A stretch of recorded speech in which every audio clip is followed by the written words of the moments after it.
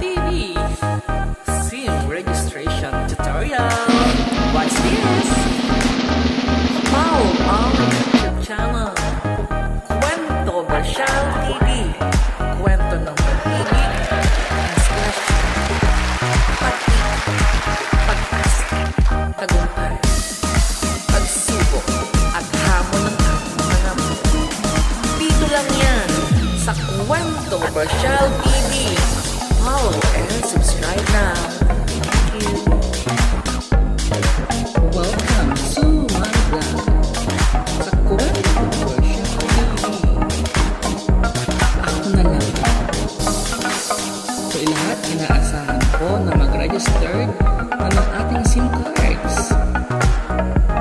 Until April 26 na lamang po yan, 2023. And syempre, ma-deactivate na ang ating mga SIM card kung hindi tayo mag-register. Make sure to register your SIM cards and e-SIMs through the following links.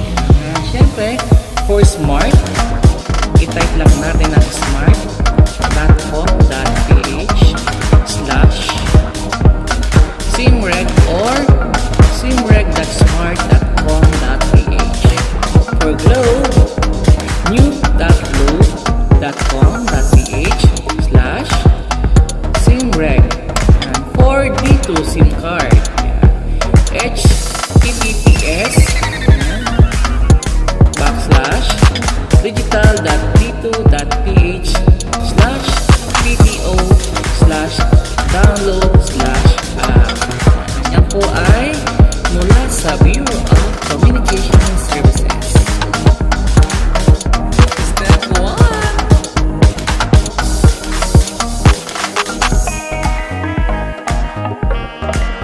Siyempre, pagka-click natin, pupunta na tayo sa Smart SIM Registration. simreg.smart.com.ph. And siyempre, lalabas na po ang Smart.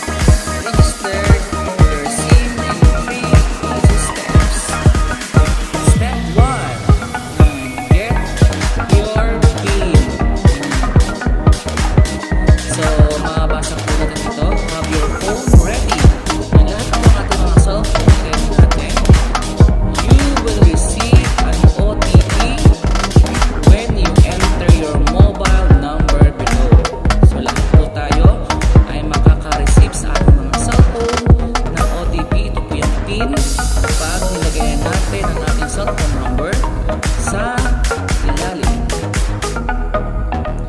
So, lalabas po dyan. Start your registration here. So, para sa hindi pa alam, kaya po dito, i-enter po natin ang ating mobile number. And then, syempre, ilagay po natin send OTP. So, confidential po yung ating number. Basahin ko lang po. So, I have read and understood the terms and condition and acknowledge smart privacy notice. So, ito po yung ating chechikan after natin nalagay ng ating phone number. Silipin natin and pag-nalagay natin sa phone number.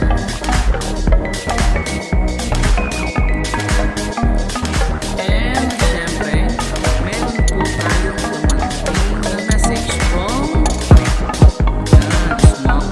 And of course, after po natin send sa atin ang OTP ng Smart, atin po daw i-access at ito po ang yan.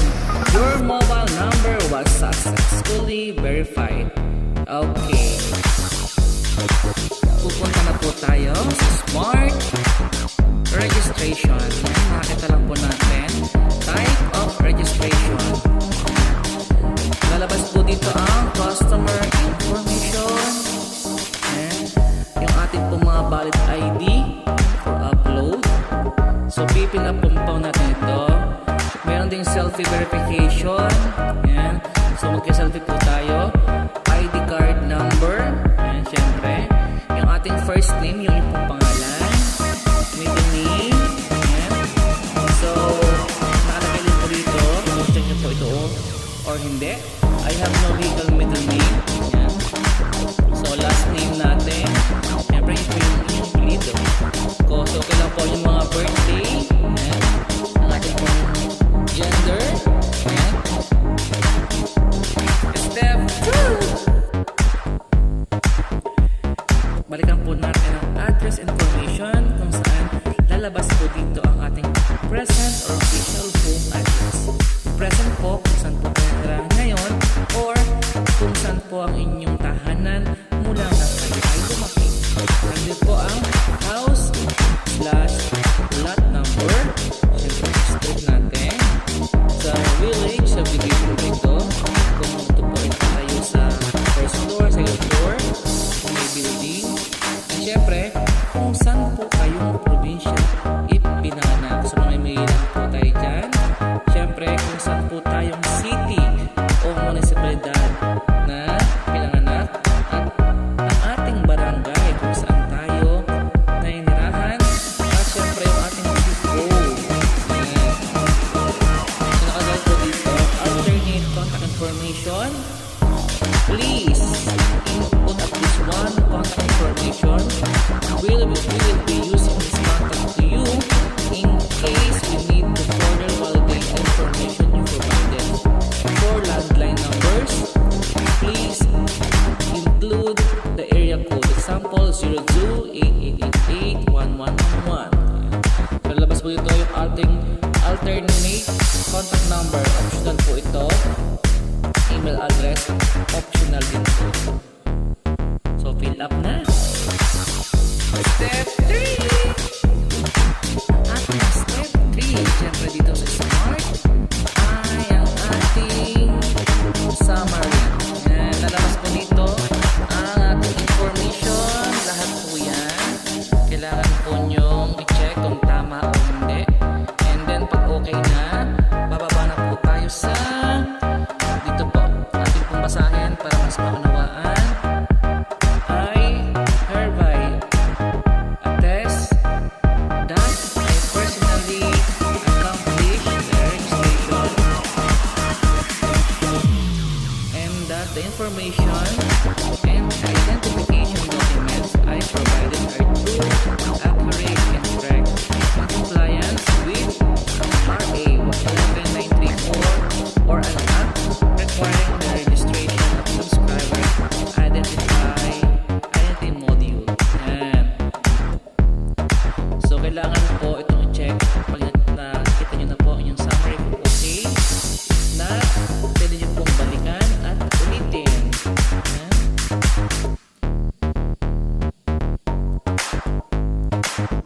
Congratulations! And syempre, congratulations! Yan. After po ng ating step 1, 2, and 3, lalabas na po ang congratulations. Syempre, ito po ang patunay. You have successfully registered your SIM. Yan. Please keep this control number. Yan. And this will serve as your certificate of registration. So, napakahalaga pong ingatan po ito. I-screenshot nyo na po yan, itago at isulat para po hindi natin malimutan. Yan. And syempre, may darating pong mensahe from Smart. Yan. May darating pong mensahe from Smart. Nagalaman ng pag-congratulate at ikaw ay nakaregister na sa inyong SIM registration. Ito po ay until April 26.